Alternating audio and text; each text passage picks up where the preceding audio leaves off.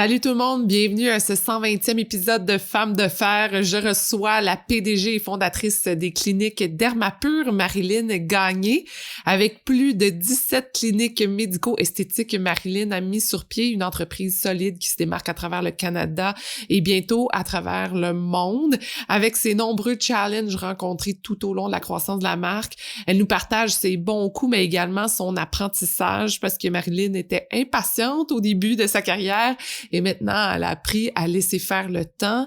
C'est une femme de terrain, une femme d'équipe et c'est quelqu'un aussi qui a eu une vision solide et inébranlable. Disons que je prends énormément de notes durant notre discussion et si vous êtes abonné à l'infolette, eh bien, vous pouvez profiter d'un code promo de 10% sur les soins esthétiques de Dermapur.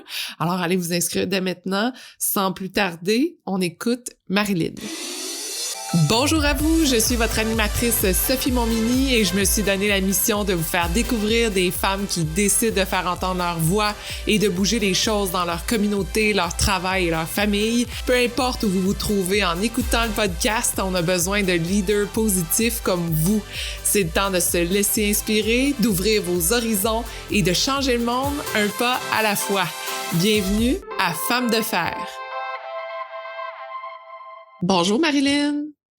Bonjour! Je suis vraiment contente de te parler ce matin parce que premièrement, ça fait longtemps que j'entends parler de ta compagnie Dermapur, mais aussi c'est que en regardant ta feuille de route, je me suis dit, OK, cette femme-là a tellement un background incroyable et beaucoup d'expérience en tant qu'entrepreneur. C'est le genre d'expérience qui est, je veux pas dire difficile à trouver, mais il y a beaucoup de choses à dire et il n'y a pas beaucoup de monde qui en parle. Alors, je suis très contente qu'on puisse décortiquer ça avec toi ce matin. Je veux juste mettre en contexte, tu me disais que tu es tout le temps sur la route en ce moment, que tu fais des négociations, des deals. On repart un peu là, la machine après tout ce qui s'est passé au niveau de la pandémie, là, mais comment ça se passe toi en ce moment? Suite à la pandémie, c'est sûr qu'on a tous été un peu comme stable durant un an et demi là, à travailler de la maison, très peu du bureau et tout ça. Et moi, mon travail qui est de démarcher des nouveaux partenaires, des médecins qui vont joindre le groupe, c'était un peu atténué là à cause qu'on pouvait pas voyager. Fait que nous, c'est vraiment bien reparti. À part la fermeture de 3 mois là, durant les premiers mois de COVID, après ça, nous, les gens, en fait, parce qu'ils voyageaient moins, et parce qu'ils faisaient beaucoup plus de Zoom et tout, ont vraiment eu un focus sur leur peau, leur prendre soin d'eux et tout ça. Donc, pour nous, dans notre industrie, ça a été en quelque sorte bénéfique qu'on puisse atteindre. On n'a pas surperformé, mais quand même, on a atteint nos objectifs tout en naviguant à travers les quelques fermetures un peu plus dans l'Ouest, là, Ontario, puis Alberta, il y avait des fermetures encore beaucoup dans les 2 dernières années. Donc, moi, ça me freinait de voyager. Et puis là, depuis, je dirais 6 mois, là, je suis vraiment, même juin l'année passée, là, à tous les mois, je prends au moins 2 à 4 avions, là. À travers le Canada? Ouais, j'ai aussi des rencontres à Paris parce que L'Oréal Paris est un partenaire chez nous. Ils ont des bureaux à New York aussi. Fait que j'ai eu des voyages aux États-Unis puis en France à maintes reprises. Donc, beaucoup de points accumulés à au plan, comme on dirait. Puis à quoi ils servent justement ces voyages-là? C'est d'aller recréer des partenariats ou c'est de développer encore plus loin la marque? C'est ça. Ben en fait, la marque, on la développe vraiment ici en Estrie puis à Montréal. Là. Toute notre équipe marketing est ici. On a 12 personnes. Mais c'est vraiment que nous, notre croissance dans notre domaine est par acquisition. Parce qu'on croit qu'en s'associant aux meilleurs médecins du marché, on va vraiment offrir le meilleur service. On ouvre rarement des nouveaux points organiques. On va le faire quand même dans des villes particulières, là, comme on se prépare à faire un flagship important à Toronto, au centre-ville. Mais en somme, habituellement, c'est des partenariats. Donc, puisque dans notre industrie, les médecins, c'est souvent leur business depuis 20 ans, qu'ils regardent vers la retraite ou ils regardent pour un partenaire au niveau de l'administration, tout ça, ben nous, on fait une acquisition à 100% de leur pratique. Il y en a peut-être 20 à 25 d'annoncés sur les sites web, mais on est rendu à 30 cliniques là, au Canada. Si on retourne à la base, là, l'objectif de départ, je sais que tu étais beaucoup dans ce milieu-là au niveau du médical et tu as vu quelque chose là-dedans, tu as vu un manque ou tu as vu pour toi une passion? J'imagine les deux. Est-ce que les Oui, deux se sont rencontrés puis tu t'es dit, OK, il faut que je fasse quelque chose? c'est ça. Ben, en fait, moi, tu sais, petite fille de l'Abitibi, qui a toujours travaillé très fort là, à partir de pour bâtir en fait mon avenir, ma carrière, tout ça. J'avais étudié en mode, ensuite j'ai fait les HEC en administration. Puis mon premier grand emploi était chez Xerox, donc je représentais des équipements de technologie pour les imprimeurs, là, de assez haut niveau. Là. Moi, je vendais à des imprimeurs, le journal La Presse, tout ça. Puis, j'ai été headhuntée, comme on dit, là, par l'industrie médicale esthétique. Au début, je me disais, oh mon Dieu, je veux pas nécessairement travailler dans l'esthétique. Puis, finalement, les technologies m'appelaient beaucoup. Là. J'aime l'innovation et tout ça. Fait que le poste, je l'ai accepté pour une entreprise de Toronto. J'ai commencé à former les médecins. Et c'est là que j'ai vu vraiment un manque de soutien pour les médecins. Tu sais, c'est des artistes, ceux qui font ce métier-là. Ils veulent pas nécessairement gérer les ressources humaines, l'administration, les achats, les suppliers, tout ça. Donc, moi, je me disais, il faut que je crée un modèle que le médecin va se concentrer sur ses patients. 50% de son travail, c'est 50% de nos revenus, tout ce qui est injection ou soins médicaux. Puis un autre 50%, c'est des technologies de rajeunissement. Fait que moi, j'ai vu l'opportunité de créer un modèle où est-ce que j'allais vraiment libérer le médecin de toutes les tâches administratives pour qu'il puisse se dédier aux patients. Fait que c'est comme ça que ça a commencé. Là, j'avais 30 ans là, après, je dirais 5 ans dans le domaine des technologies en général, là, Xerox, ensuite des technologies, les lasers, là, je les ai vendus, j'ai formé les médecins là-dessus. Fait qu'à 30 ans, il y a 13 ans, j'ai parti Dermapur, puis pour que tout soit centré sur le patient. Puis comment ça a commencé? Parce que tu connaissais les médecins, tu les as approchés ou tu as fait des cold calls puis tu as fait OK, là, c'est là que je me lance? C'est ça. Ben, je connaissais beaucoup de médecins là, au Québec et en Ontario, mais il y a un de ces médecins-là qui a décidé de venir travailler pour moi, en fait, qui n'était pas actionnaire. Fait que j'allais démarrer à l'Île des Sœurs, puis là, ensuite, j'ai une petite fille, puis je me disais, ça serait bien de l'élever un peu plus en campagne. Fait que j'ai regardé Sherbrooke, qui est un beau marché pour démarrer une entreprise, parce que c'est un marché clé qu'on appelle, là, 250 000 habitants. Tu le sais si un concept fonctionne ou pas.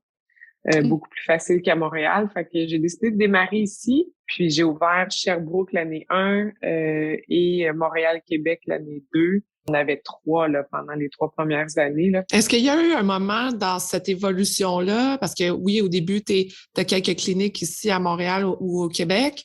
Et ensuite, si tu t'es développé plus à travers le Canada, est-ce qu'il y a eu un moment où ça a stagné puis tu t'es dit, OK, je sais plus où est-ce que je m'en vais ou ça me prend quelque chose de plus pour passer à une autre étape? 2 gros faits marquants. L'année 3 de mon entreprise, je devais racheter un actionnaire qui était mon conjoint à l'époque. Fait que ça, il y en a beaucoup qui vont passer à travers ça, là, mais il avait investi une somme minimum pour participer avec moi, puis tout ça en Estrie. Puis j'ai dû le racheter sur une période de 2 ans qui est extrêmement rapide. Là, donc, j'ai réussi à le faire seul, sans partenaire. Mais après ces 24 mois-là de rachat qui ont été extrêmement difficiles pour nous, tu sais, je prenais tous mes sous marketing puis je les mettais sur l'achat, tout ça. Fait que tu sais, ça a changé ma dynamique de travail, mais j'ai pas laissé aller aucun employé. Tu sais, mon but c'était vraiment de garder mon équipe malgré la période très difficile. Puis là, j'ai été approchée par des partenaires à ce moment-là quand j'avais terminé mon rachat puis que je m'étais dit jamais j'aurais d'autres associés. Les gens de Joubiance, la crème en pharmacie qu'on connaît bien, là, m'ont approché pour rentrer une ligne de produits qui s'appelle Functional Lab chez Dermapur. Oui. Puis, à force de travailler ensemble, rapidement, on a décidé de créer un concept tout intégré, services et produits ensemble. Fait qu'on est devenus partenaires. Là. On est encore aujourd'hui tous actionnaires d'une même entité. 3 gars, en fait, mes associés, là, Francis Maheu, Éric Geoffrion, Roger Soutine, qui s'appelaient eux-mêmes les 3 mousquetaires. Puis il y avait pas de filles dans leur histoire de crème et de beauté. Fait que moi, d'Artagnan, je me suis ajoutée à leur équipe et c'est devenu des partenaires formidables. Et c'est à partir de ce moment-là que j'ai eu le courage de prendre des associés à nouveau parce que j'avais des offres d'anges financiers, mais je me disais, j'aimerais mieux avoir un partenaire stratégique et financier, donc avoir quelqu'un qui va m'aider à accélérer le déploiement de mon rêve là, de que Dermapur soit un jour dans plein de grandes villes dans le monde. Puis on a ouvert ensemble 2 nouvelles cliniques cette année-là. On a créé 20 nouveaux produits. Fait que pour moi, le fait d'avoir racheté mon actionnaire initial et de prendre des nouveaux partenaires, ça a été un moment très, très charnière de mon histoire. Est-ce que, justement, en t'associant avec ces gens-là, tu as vu quelque chose de nouveau, tu as appris quelque chose que tu pensais pas qui existait ou que tu pensais pas avoir accès? C'est toujours l'union fait la force. Là. Eux étaient extrêmement forts dans les produits. Je crois que les produits pour la peau ont vraiment un impact important dans la qualité et la beauté de la peau, tout ça. Fait que d'intégrer tout ça pour qu'on ait notre marque canadienne exclusive dans nos cliniques, pour moi, c'était important. J'aurais pu le faire avec des gens que j'aurais engagés pour en fait faire des acquisitions, là, mais d'avoir un partenaire très proche là, au quotidien qui est spécialisé là-dedans, ça m'a vraiment permis d'accélérer la croissance et de commencer des acquisitions au Canada. Là. Fait que même au Québec, là, au départ, j'ai fait la ville de Québec, ensuite Saint-Lambert. Finalement, on est allé à Vancouver. Fait que ça a vraiment été un choix d'aller à l'extrémité du Canada et présentement, on revient vers Toronto, là, mais ça fait 6 ans qu'on est dans l'Ouest canadien. Le marché de Toronto est intéressant en ce moment? Oui, Toronto, c'est pour nous, ça va être la plaque tournante finale avant de se lancer aux États-Unis, même qu'on va le faire en parallèle, là. Donc, c'est spécial à voir, là. Vraiment, notre Dermapur est dans un outlet de luxe extérieur à côté de Sephora, Guess et tout ça, là. Il y a un 5000 pieds que ça va être un grand Dermapur. Fait que Toronto, la ville même, on a Sudbury aussi en Ontario. Fait qu'on vient d'acquérir un chirurgien plastique, Scott Barr, qui a une très grosse pratique à Sudbury. Donc, on a autant des cliniques dans les grandes villes que dans les régions un peu plus éloignées, là. C'est un peu notre nature, là. On avait débuté à Sherbrooke, fait qu'on aime beaucoup les régions en général. Ouais. Qu'est-ce que ça te fait justement quand tu vois ça, là, tu te dis dans un outlet de luxe à Toronto, à côté de grandes marques, j'imagine que toi, tu t'aimes beaucoup et que tu regardes, t'observes évoluer également. Comment tu te vois? La marque, oui. Ben, en fait, ça m'a frappé parce que moi, je suis sur le terrain avec mon équipe, puis c'est très rare que je réalise où est-ce qu'on est rendu. Pour moi, c'est toujours le début. J'ai hâte d'avoir un Dermapur à Paris, à New York, à Londres, tu sais. Fait pour moi, le chemin est encore long là, pour mes propres objectifs personnels, mais quand j'étais à Toronto devant la construction, là, c'est vraiment gros. Là, fait que je me disais, wow, OK, Dermapur à côté de Sephora, c'est comme un 10-30, là, c'est un shopping center de luxe à Toronto. Puis maintenant que plusieurs spécialistes s'associent à nous, des dermatologues reconnus, des chirurgiens reconnus, c'est pour moi aujourd'hui, puis les différentes compagnies qui m'appellent pour qui aimeraient bien se marier à Dermapur, même d'autres networks, ça me prouve vraiment qu'on est devenu un leader important au Canada. Puis c'est une belle petite compagnie québécoise, l'idée par, on a 300 employés, dont 99% des femmes, là, c'est particulier. Oui. Alors, la majorité de mes leaders, ce sont des femmes aussi, là, à tous les niveaux de l'entreprise. Est-ce que, justement, au niveau de la beauté, il y a beaucoup de tendances, il y a beaucoup de choses qui évoluent toujours et une des discussions que j'ai souvent avec certaines femmes entrepreneurs dans ce milieu-là, c'est de dire faut pas nécessairement que suivre les tendances ou faut pas juste se laisser impressionner par ce qui se passe, mais il faut aussi soit se développer personnellement. Comment toi, tu navigues là-dedans? L'innovation, puis je sais pas si ta question, c'est au niveau pour l'entreprise ou pour moi personnellement. Dans les deux, parce que je pense que les deux peuvent s'influencer l'un et l'autre. Ben en fait, nous, on axe toujours sur les soins extrêmement naturels. Là, puis moi, j'ai voulu pour moi-même toujours garder cette approche-là. Là. J'ai 43 ans, je trouve pas que j'ai de l'air d'avoir abusé de mes services non plus. Fait que, tu sais, toute l'image projetée pour nous, Dermapur, c'est un gym de la peau. Et s'ensuit l'acquisition et l'offre technologique. Là. Fait que, tu sais, moi, je m'assure de toujours avoir les meilleures plateformes. On veut pas, en fait, être les premiers, on veut être les meilleurs. Fait que des fois, les compagnies viennent nous voir puis nous disent là, tu vas être la première à avoir telle machine. Mais tu sais, moi, c'est pas des machines que je vends, c'est des résultats. Fait que tu sais, on s'excite jamais trop sur une nouvelle chose qui vient de sortir. On veut faire des tests importants, on veut que ça amène l'offre plus loin. Et souvent, on va dire beaucoup plus souvent non que oui.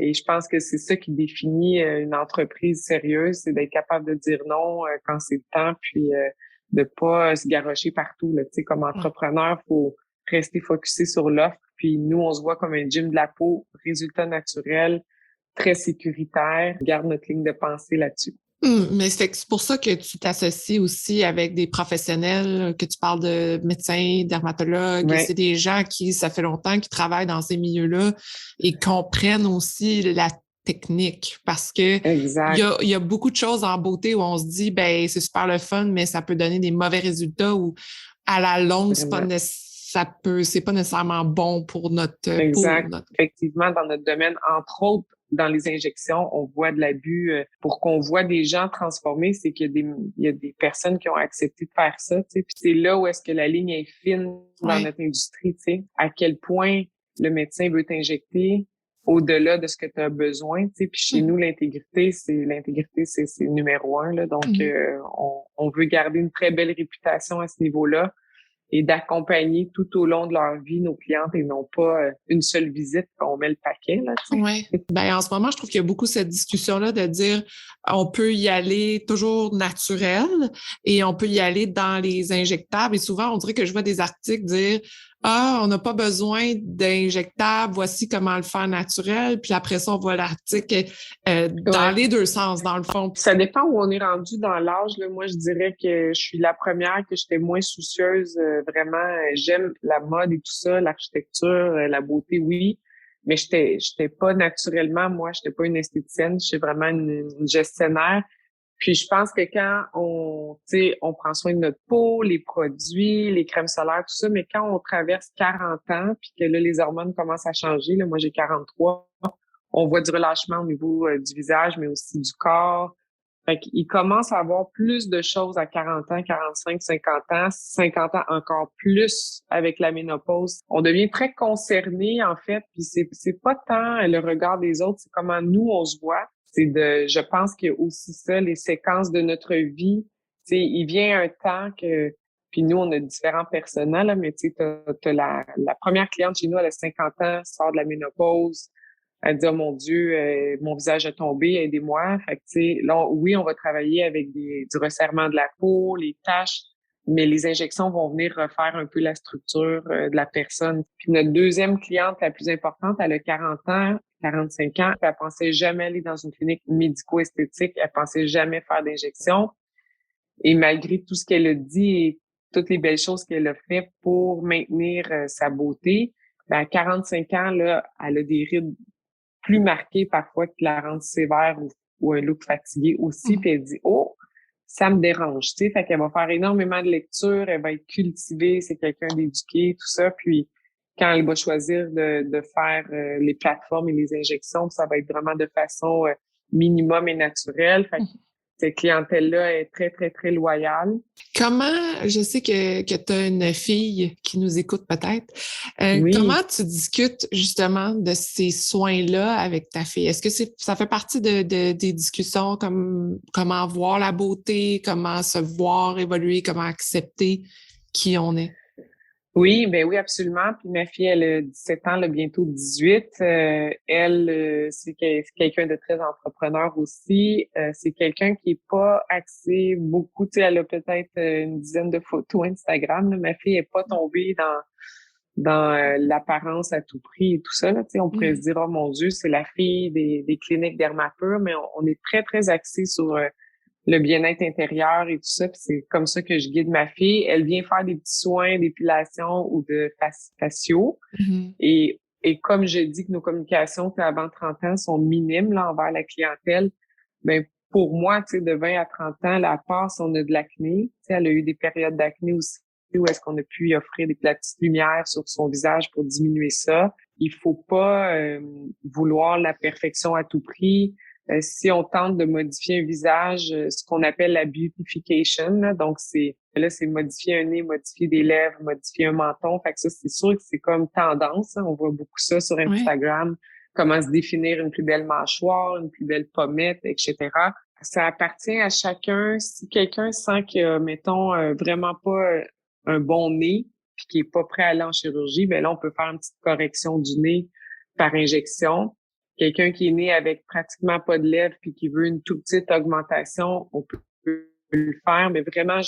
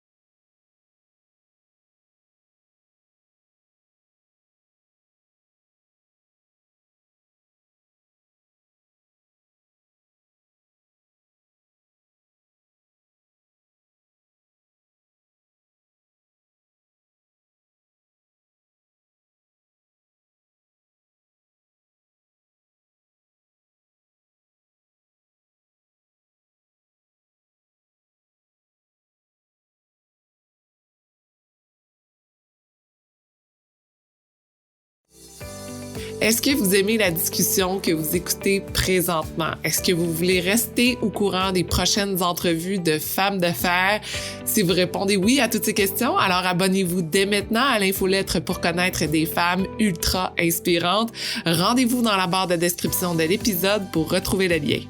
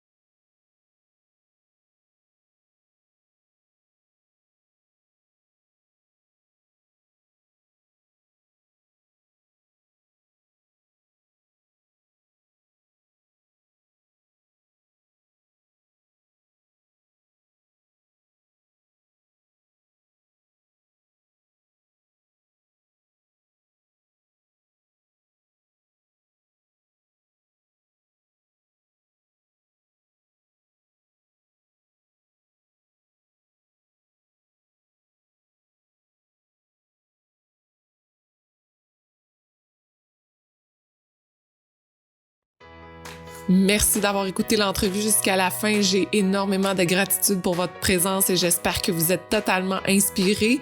Si vous voulez garder contact, rendez-vous sur le Instagram de Femmes de Fer et vous pouvez également vous abonner au Patreon de Femmes de Fer pour encourager l'équipe à produire encore plus de contenu pertinent pour vous. Je vous souhaite une magnifique journée.